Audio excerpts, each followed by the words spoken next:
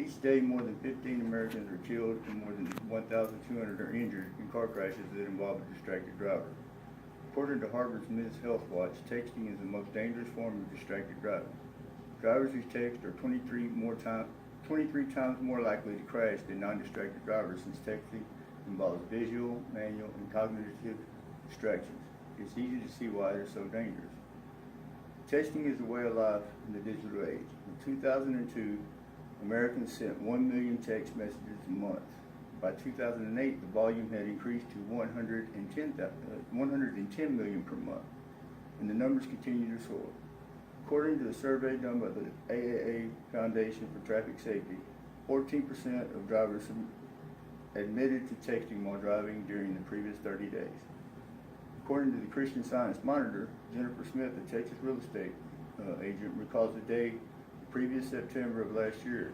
A driver using a cell phone plowed through a red light and slammed into Mrs. Smith's mother's SUV. The mother had been on her way to pick up cat food for the Central Oklahoma Humane Society, where she was a regular volunteer. She died the next morning.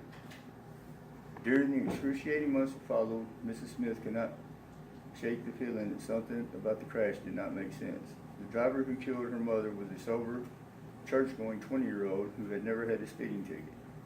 But the police report said that when a trooper asked him what color the light was, the distraught young man replied that he never even saw it. He crashed into the side of Mrs. Smith's mother's SUV at nearly 50 miles an hour. There wasn't even skid marks at the scene. Can any of you guess or know what this topic is about?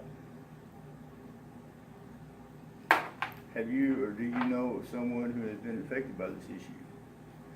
We have a problem here in Dallas with texting and driving. And I'm here now to discuss solutions to that problem. My research for this speech was found in Harvard Men's Health Watch, Christian Science Monitor, Newsday, the Dallas Morning News, and Buffalo News. We have a problem with texting and driving. According to Newsday, texting while driving has become a greater hazard than drinking and driving, especially among teens who openly acknowledge sending and reading text messages while behind the wheel of a moving vehicle. According to the Dallas Morning News, Texas is just one of only 6 states in the U.S. to not have at least a statewide ban on texting behind the wheel. According to the Buffalo News, the push is on to make texting while driving a primary offense.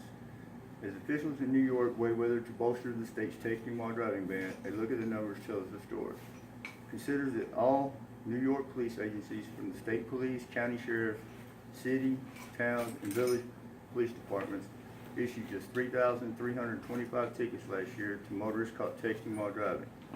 That is just 3 tickets shy of the number issued by just one California police agency, the California Highway Patrol.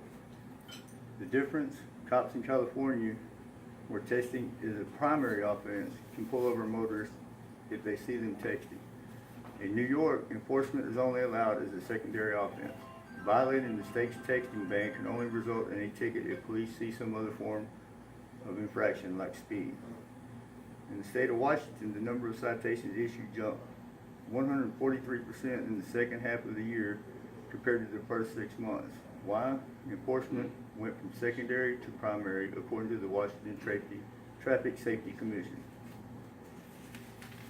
According to the Dallas Morning News, State Representative Tom Craddock, Republican from Midland, has pushed hard for 3 sessions to pass a statewide texting prohibition.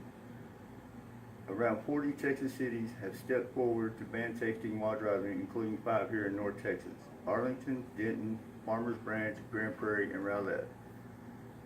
In conclusion, I urge you to write your state congressman and support both the ban on texting and driving, as well as making this a primary offense. The life you save may be your own or someone you know. Thank you. My name is Kevin Wood.